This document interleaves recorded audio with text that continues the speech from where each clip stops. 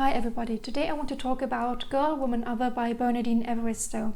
Girl, Woman, Other is a collection of 12 vignettes, character studies or biographies. It's kind of a mix of all three, but it is fictional, and each chapter follows a different person, to be exact 11 women and one person who identifies as gender-free. And what all of these 12 people have in common is that they are of African heritage. And while each of these 12 stories is separate and can also be read by themselves, they are intertwined. So we have that one chapter is about one woman, and then the next one is about her mother or her daughter. And at other times, it's characters that only get one line in one chapter, and then one chapter later they are the main character. It's kind of difficult to keep track of everybody if you have a bad memory or don't annotate your books and read this book in multiple sittings. I, for example, read Girl, Woman, Other over the course of, I think, 10 days. So I read a chapter in the mornings and sometimes in the evenings. And I really wanted to figure out how everybody's interconnected. But I saw a name I'd seen already, and then I'd spent the same amount of time trying to go back through the pages and figure out where I'd seen the name as the time I spent reading the actual chapter. So if you are someone who's interested in getting all the connections, you really should read this book in one sitting. The reason why it is so difficult to figure out where these women fit in or to figure out where you read a name before is because these chapters are so densely packed. So you get to know the woman or the person from childhood to over their teenage years to adulthood, and some of these characters are in their 70s or 80s, so spanning adulthood is also quite a bit. But you only have 30 to 40 pages per character, so it's very, very tightly crammed. And on top of getting to know the people's life stories, you also find out about their sexuality, their political views, and just their stance on feminism. And these are quite complex topics, so I'm just putting that on top of their biographies in these 40 pages. It's just wild, and you're bound to forget where you read what at some point. And how Bernardine Evaristo manages to put so much content into so few pages is her writing style. There's a line break after each sentence, which means that the sentences aren't as interconnected as they usually are in fiction, and that enables her to start a new thought with every sentence without it being random or out of character. It is possible to leave out the linking words, which of course means that you get a lot more content into a sentence and into 40 pages than you would if you still had all these filler words that might be nice to read but don't really add anything to the story. Another thing that Bernardine Evaristo does is that she does not use full stops,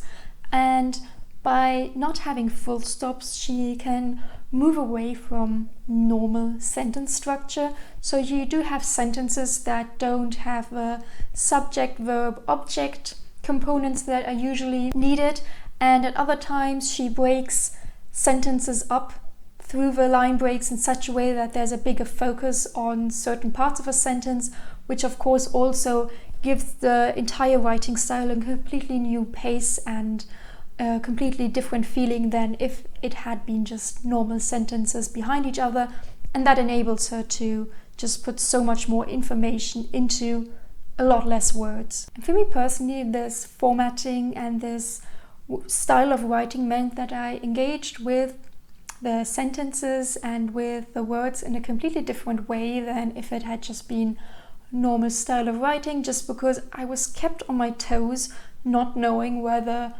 the next line I was going to read was going to be a full sentence or missing a couple of words, or how everything would fit together. And whilst it was a bit difficult to get into in the beginning, after 3 or 4 pages I had the hang of it and really looked forward to the next sentence that was coming. I really enjoyed reading Girl, Woman, Other. Every time I picked this book up anew, I just looked forward to getting to know a new woman, to find out how she is interconnected with the other stories, whether I have met her before and in what capacity. And before that, you always get this outside view on this person, and now you find out what's really going on and what her story is. So my reading experience, enjoyment-wise, was 5 stars, definitely. It was only when I put the book down and thought about it a bit more that I realized that it was a bit lacking in some aspects. So as I mentioned before, every character only gets 30 to 40 pages, and in these 30 to 40 pages you get to know their life story and how they battle racism, sexism and other quite heavy topics. And 30 to 40 pages just isn't enough to really get to know a character and all their experiences and opinions and emotions, which of course for me, or maybe I don't know whether it's for everyone, but I wasn't able to really build up a connection to these women, just because when they did battle adversity or have some kind of trauma or difficulty, before I was able to really process what this woman had been going through or went through, it was over again. We were on to the next topic, we were on to the next issue, the next big event in their lives. So everything that had happened before was kind of pushed aside, and I wasn't able to engage with these women's stories. While they faced hardships, the way that people in Girl, Woman, Other battled with these or overcame these was kind of brushed over. The overarching theme was, oh, they just pushed through it, they worked harder, they just sat down and got to it. And this is why none of these women really inspired me, because if I read something about someone struggling, I want to know how they get through it, what emotions were they battling, which steps did they take, how did they slowly get out of their slump. And in this case, it really was just, she sat down, she studied, and in the next moment she's at a prestigious university, and then she's a successful rich banker. And for me, that's nothing I can kind of identify with or where I recognize myself. And while it's of course clear that I won't be able to identify with these women on all issues, so I haven't faced racism, for example, all of these characters are women or were born as women, so I would expect that out of these 12 stories, one person would stick with me or would have some traits that I could identify with. But looking back, it was fun to read about them, but I had nothing to do with them. For every woman and person in Girl, Woman, Other, we saw how they identified in their gender, their sexuality, and how their relationship formed.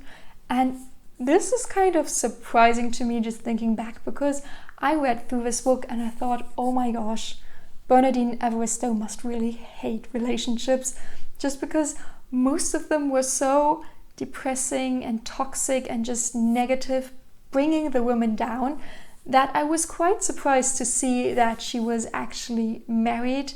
I'm talking about Bernardine Evaristo right now, that she's married to a man, because her portrayal of men was really, really harsh. They were either abusive or left the picture or kind of held the women back, and the only thing they were good for was for women in Girl, Woman, Other who were thinking along the lines of, well, better I have a partner than being alone. And that is not really a very empowering message, to have these women who are single at some point in the story and they all choose to look for a partner they are okay with before they say, oh, I'll just, I don't know, look for girlfriends or find some fulfillment otherwise. I was quite surprised by that, and I don't know how to handle it, to be honest, especially the very negative portrayal in general of